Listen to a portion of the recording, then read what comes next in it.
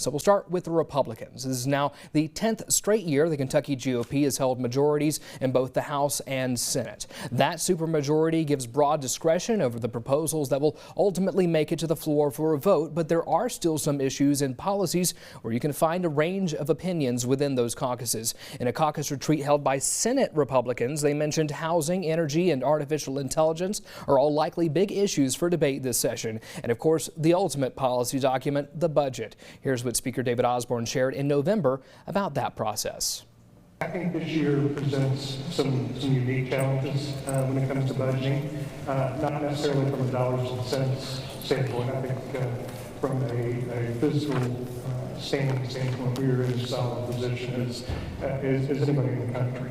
Our revenue numbers continue to be strong, but I think that there's some real philosophical differences about where we may or may not go with this budget, where we may or may not go with tax policy. So I think there's a lot of decisions being made before we actually get into the plugging the numbers into the budget formula. In years past, the budget is often one of the first bills filed and last ones passed. Representative Meade, let's start the conversation with you here. So we've heard some about what Senate Republicans are at least focusing on. What about the House? How aligned could y'all be with that other chamber? Well, of course, the budget is our biggest priority every year because it, of course, has to start in the House constitutionally. So we've been working on that pretty much since 2024 after we passed the budget that we're in now, the current budget. You go to work immediately after that on the 2026 budget. So we've been working on that ever since.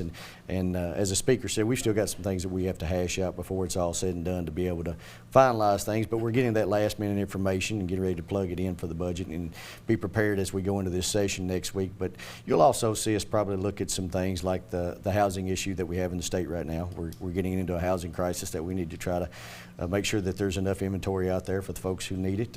We'll also probably take a look at some child care issues as well, Medicaid and how we handle that, what's coming down from the federal government. So there's a lot of issues that we're going to have to touch on before we get done with this session. Representative Watkins, let's bring you in here. Where do Democrats find some common ground on some of these issues? Where could we possibly see a bit more debate? Well, you definitely will see us agree on the kitchen table issues. I was very happy to hear about housing and child care. I think we've had some productive conversations over the interim. We all acknowledge the state that we are in when it comes to housing. We're short 200,000+ units, and we know that people all across the Commonwealth need that. Healthcare is a very big thing as well. A lot of folks are uneasy with some of the federal changes, and that's going to have real life impact over folks. So how we decide to support Medicaid in the budget is going to be important. I want to dovetail to food. You know, food security and the cuts from SNAP at the federal government are also top of mind for folks as well. And then things about natural disaster preparedness. I mean, we've seen a lot of natural disasters in the state. And then, of course, education and such is going to be really important for us as well. And I think we have some common ground on several other things, too. So I want to unpack a few more Democratic priorities on the other side of the break, but let's dive into some of those things we brought up here. Housing is the one that I keep hearing over and over and over again. Representative Watkins, I know you were on that task force. When it comes to actual legislation, what could we possibly see in terms of actual tangible, policy to wrap our heads around here? Could we see some sort of omnibus thing, some different a la carte proposals? I've heard a lot of different things, but what could we actually see in front of us? Well, I'm actually interested in seeing how that takes shape. I think there's general consensus that we need to spend some money on creating more housing supply options. Now, how we do that is going to be interesting. It could come into the form of what I am proposing, which is a loan fund, affordable housing loan fund. But I also agree with items such as infrastructure, which is a really big thing that we've heard in the interim that I totally agree upon, and then some other legislative changes that would make the processes faster across the Commonwealth. And largely throughout the interim, there was a lot of common ground during that interim joint housing committee that I think us as Democrats and Republicans have really largely agreed upon. Representative Meade, what's going to happen on the GOP side around housing?